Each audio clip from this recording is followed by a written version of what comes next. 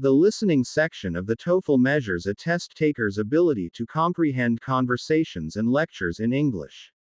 There will be a conversation and 2 lecture-based passages included in this practice. After listening to each recording, you will then answer a few questions about it. You are allowed to take notes of important details while listening to the recording. You may also use your notes while answering questions to help you figure out answers more accurately. The questions will be narrated. For questions that require replaying of a part of a conversation or lecture, you will see a headset icon beside the direction. This means that you have to wait for the replayed part before answering the question. After you are done answering all the questions, an answers and explanations part will follow for you to check how well you did with the practice and to better understand how an answer to a question is determined. Listen to a lecture in a literature class. For today's class, I thought that we would do something a little different. Instead of studying some, serious literature from the 20th century, I'd like to look at some examples of children's literature instead. I think you'll find that not only are some works for children quite well written, but they also tell wonderful stories that both children and adults can enjoy. The first author I'd like to discuss today is Astrid Lindgren. Does anyone know which book she's most famous for having written? Julie? She wrote the Pippi Longstocking books. I love those books. Indeed she did. Now, how many of you have read those books? Just 3 hands? Out of a class of 35 students? My goodness, I'm stunned. May I assume that few of you are familiar with Astrid Lindgren herself as well? Okay, in that case, let me tell you a little about her. Astrid Lindgren, that's ASTRIDLINDGREN, was born in Sweden in 1907 and died at the age of 94 in 2002. She was an avid reader who wrote stories in her youth. In the mid-1940s, she published her first children's story in Sweden. Soon afterward, the first of her 3 full-length Pippi Longstocking books was published.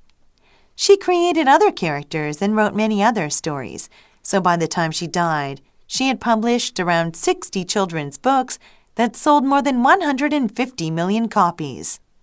Of all Lindgren's books and characters, the most memorable one she wrote was Pippi Longstocking. There's an interesting story behind Pippi's creation. One night, Lindgren's 9-year-old daughter was ill and wanted to hear a bedtime story. So Lindgren made up a story about Pippi Longstocking. Of course, she had already written some children's stories and had a rather vivid imagination, so it's not like she created Pippi out of thin air. Nevertheless, I'm sure that she was thankful that her daughter wanted a new story that particular night. Who is Pippi? Let's see. Pippi is a 9-year-old girl, just like Lindgren's daughter at the time of Pippi's creation, and she never wants to grow up. I suppose she's like Peter Pan in that regard. You all do know Peter Pan, don't you?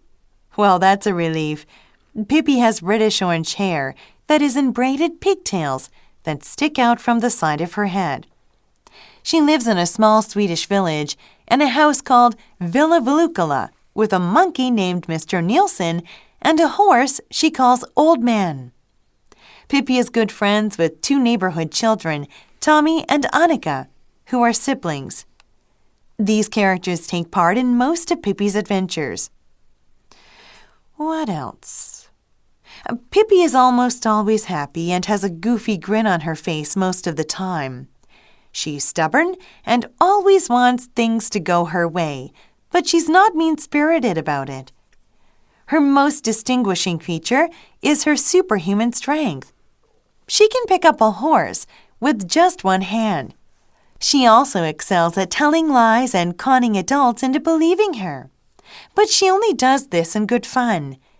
Pippi especially likes to trick adults who treat children badly, and many of the best passages in the books concern how Pippi fools these adults. She typically does this by telling false stories that cause the adults to believe things that make them look foolish in the end. I think that's one reason the Pippi Longstocking books are so popular with kids, because of the way adults are treated in them. Ah, I almost forgot. Pippi lives without any adult supervision and doesn't attend school. I suppose those might be two more selling points with some kids, huh? Anyway, in the stories, Pippi's lack of education means that she isn't the brightest child, but her common sense and knowledge of how the world works gives her an edge in her adventures. The first book about Pippi is simply entitled Pippi Longstocking. It was published in 1945. Two others, Pippi Goes on Board and Pippi in the South Seas, were published later. These are the only 3 full-length Pippi Longstocking books. There are 7 others, which are more like picture books rather than full-length stories. I've got photocopies of some excerpts from the books that I'm going to give you all to read in a minute. Yes? Question? How did critics respond to the books, particularly Pippi's lack of adult supervision, as you put it? That's an insightful question, Brad. Well, many critics loathed her books for that reason. They saw Lindgren as sending the wrong message to young children. But Lindgren noted that Pippi had a father. He was a sailor, so was infrequently home. And Pippi travels with her dad in a few of her adventures. But Lindgren always remarked that adults should treat children as human beings, not as kids who need to be controlled by adults. She said that she never wanted to incite children to rebel against their parents. She only wanted to show children a humane view of the world. Now get ready to answer. Number 1. What aspect of Pippi Longstocking does the professor mainly discuss?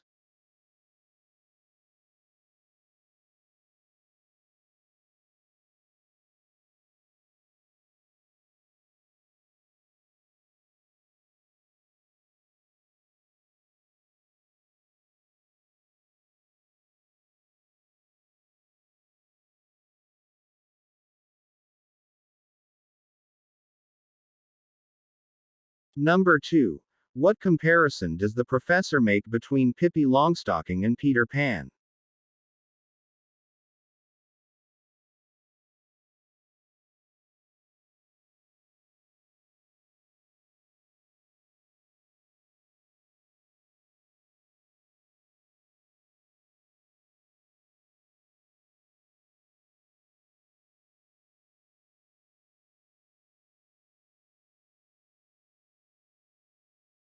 Number 3. Why does the professor explain Pippi Longstocking's living conditions?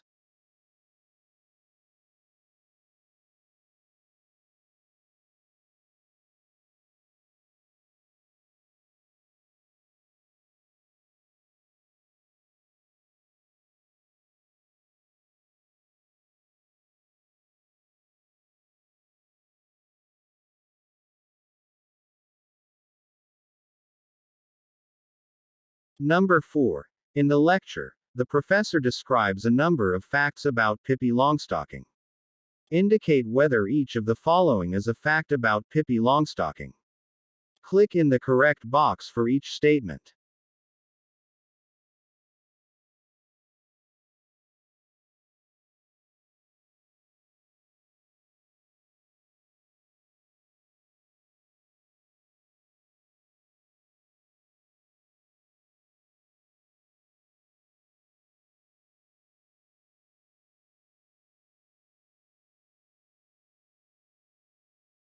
Number 5.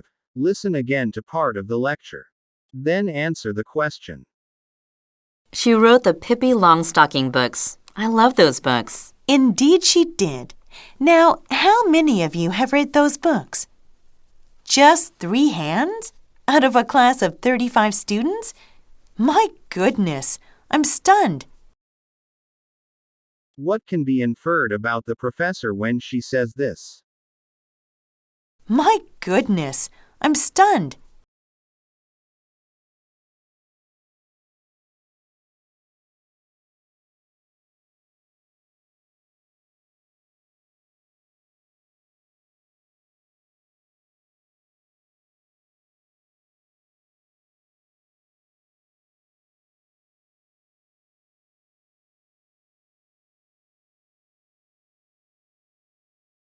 Number 6. Listen again to part of the lecture. Then answer the question. How did critics respond to the books, particularly Pippi's lack of adult supervision, as you put it? That's an insightful question, Brad. What is the purpose of the professor's response? That's an insightful question, Brad.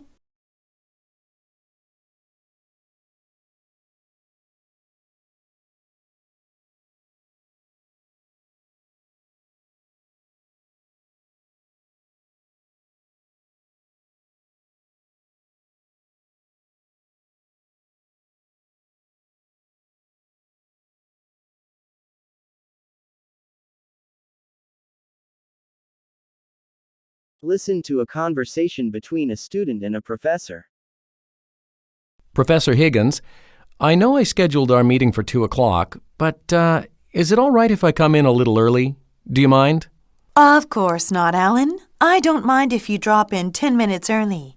Besides, I was just waiting for you to arrive, so you're helping me by being here now. Sweet. Thanks.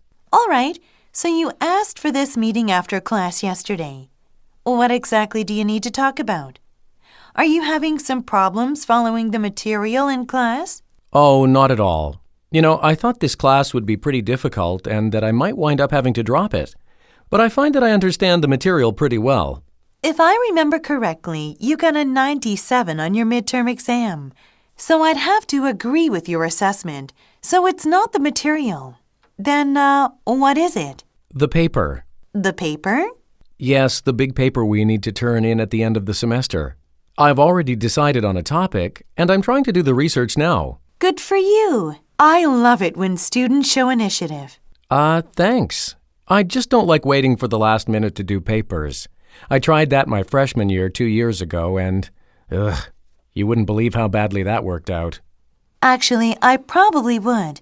I have several student advisees, and I see that happen each and every semester. Some of them fortunately see the light and shape up. It sounds like that's what you've done. I'd like to think so. My grades have steadily improved since my first year. Anyway, back to the paper. Sure. I decided to focus on the migration patterns of large mammals in Africa. You know, how they migrate depending on weather patterns, what troubles they encounter along the way, where they breed and bear their young, that kind of stuff. But, Overwhelming, isn't it? You can say that again. First of all, Alan, it's great that you're being ambitious. But what you are proposing sounds more like a master's thesis than a 10-page paper.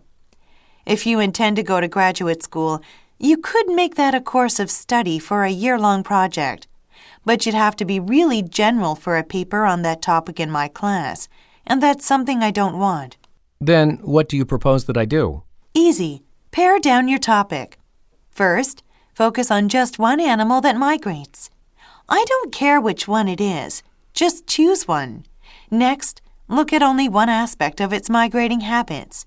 And then go into that in as much depth as you possibly can. All right. That makes sense to me. Do you know which animal you're going to choose? If you do, then I can suggest a few books that will definitely help you with your research. I'm not positive yet, but I have a couple in mind.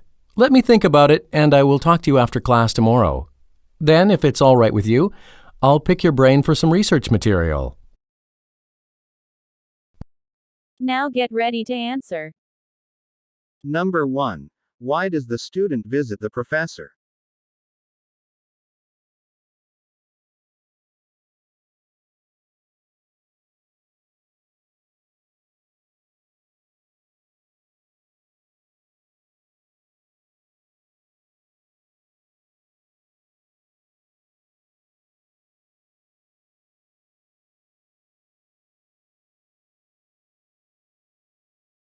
Number 2. Why does the professor give the student a compliment?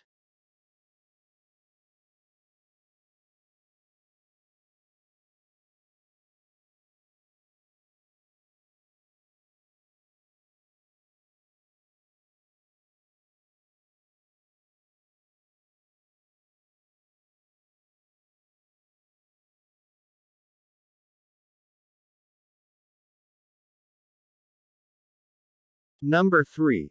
What does the professor tell the student to do about his research?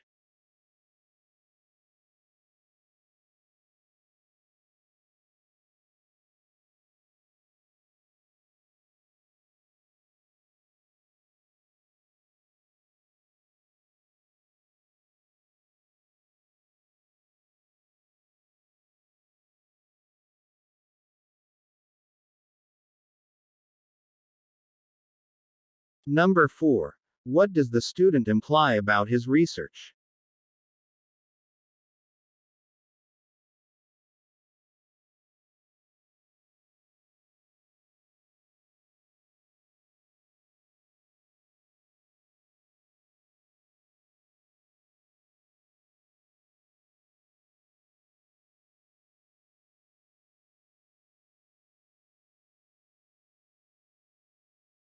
Number 5. Listen to part of the conversation. Then answer the question. Thanks. I just don't like waiting for the last minute to do papers. I tried that my freshman year 2 years ago and, you wouldn't believe how badly that worked out. What can be inferred about the student when he says this? You wouldn't believe how badly that worked out.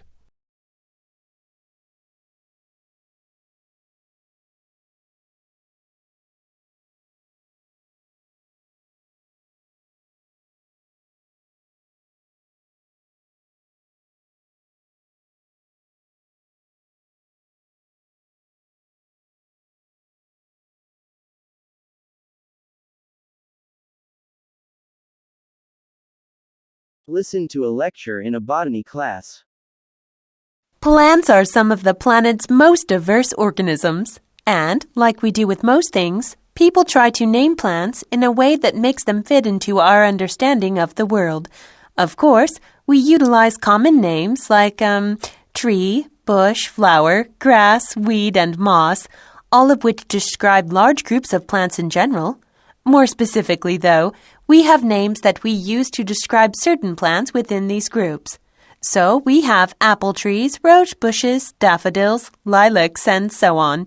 But even these names aren't perfect, since the common names used for some plants may differ from country to country, or even from region to region. That's why botanists use a scientific classification of plants to prevent confusion. First, plants have been given their own kingdom, as opposed to the animal kingdom. Within the plant kingdom, the next level is called a division, of which there are 12. What's next? All right, get ready to take notes. Divisions are divided into classes, which are divided into orders, which are divided into families, and then into genus and species. Got it? Let me recap. To be more concise, we have kingdom, division, class, order, family, genus, and species. All plants have their own scientific name, which is expressed in Latin and has two parts, the genus and the species. It was Carolus Linnaeus, a Swedish botanist, who created this system in the 18th century with his book, The Species of Plants. It was published in 1753, but don't worry about that. His system has undergone some changes over the years, but as a whole, his work still heavily influences the modern-day classification of plants. Let me show you how it works. Let's take the coffee plant will do for this demonstration. Its scientific name is Coffea arabica L. Let me write that on the board here. Please note how I write it. The first word is capitalized while the second isn't, and the third part is the letter L. This letter indicates it was Linnaeus himself who created the name. Other botanists who have named plants may also have their name abbreviated at the end of a plant's scientific name. That's not always the case, though. Okay, back to the coffee plant. Typically, the first word, the genus, is a noun that describes some aspect of the plant. It could be its color, smell, size, or something else. The second word, the species, indicates something about the plant's origin or some other, more specific characteristic. In the 18th century, it was believed that coffee had originated in Arabia, hence the name Linnaeus bestowed upon it. Of course, we now know it really hails from Ethiopia, but no one's bothered to change the name. Let's return to the higher divisions of the plant kingdom now. It can get a little complicated, so I'll try to simplify things as much as I can. Firstly, remember that there are 12 divisions. These divisions are divided according to a plant's tissue structure, its seed structure, and its stature or height. Tissue structure itself is divided into two parts, vascular and non-vascular. Vascular plants comprise the vast majority. Oh, what are they? They're plants with leaves, stems, and root systems. Non-vascular are the opposite, like mosses. That is, they have no leaves, stems, or root systems. Next, plants are divided according to the nature of their seeds, of which there are pardon me, there are 3 types, spore producers, naked seeds, and covered seeds. Spore producers, as their name implies, lack seeds. Instead, they release spores that blow in the wind and land in new spots where they grow. Mosses and several fern species are spore producers. Plants with naked seeds are called gymnosperms. It's in your books. Look it up. They usually have cones and no flowers. As you may have guessed, naked seed plants include spruce, pine, and fir trees. Covered seed plants have their seeds covered in some way. This is typically done inside fruit or shells. They're called angiosperms. Virtually all flowering plants are angiosperms. These can be divided into 2 types, but I won't get into them since I can see a few of you have glazed looks in your eyes. Remember when I said that plants are also characterized by their stature? At the bottom are the mosses, which hug rocks and tree trunks. From there, we move up to low-growing grasses, flowers, and bushes. Then there are trees of various levels and vines, which can grow to surprisingly great heights, so long as they have something to support them, like, a tree or a building. Okay. That's basically how we classify plants. It does seem a little complicated, but it's really helpful once you understand the system. Now get ready to answer. Number 1. What does the professor mainly discuss?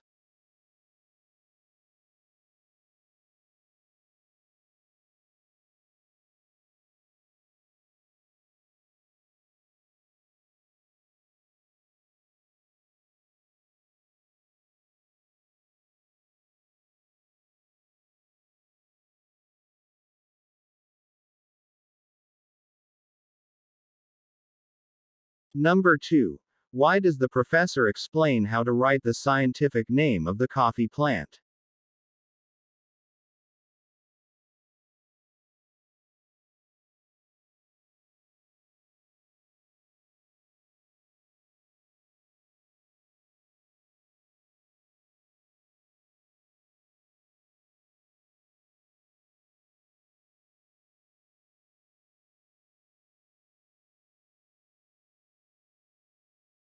Number 3. According to the professor, what is true about divisions in the plant kingdom? Choose 2 answers.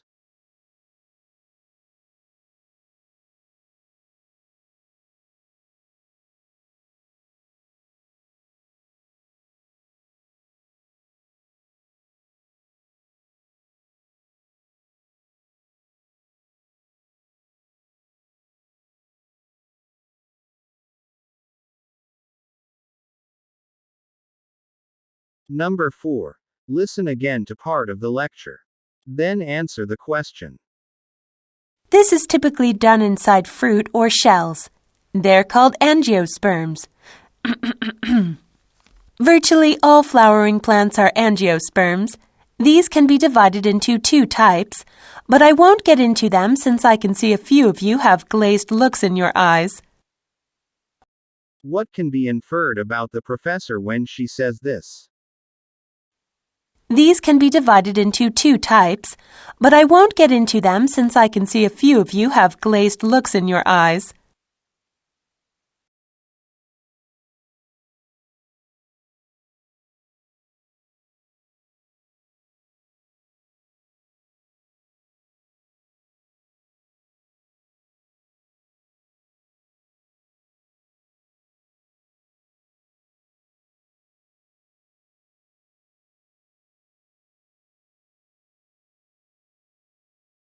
Number 5.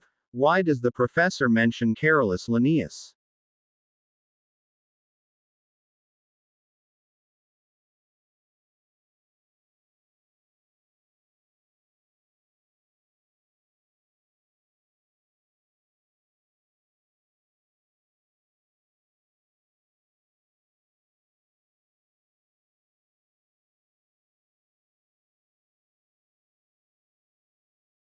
Number 6. Listen again to part of the lecture. Then answer the question. What's next? All right. Get ready to take notes. What does the professor imply when she says this? Get ready to take notes.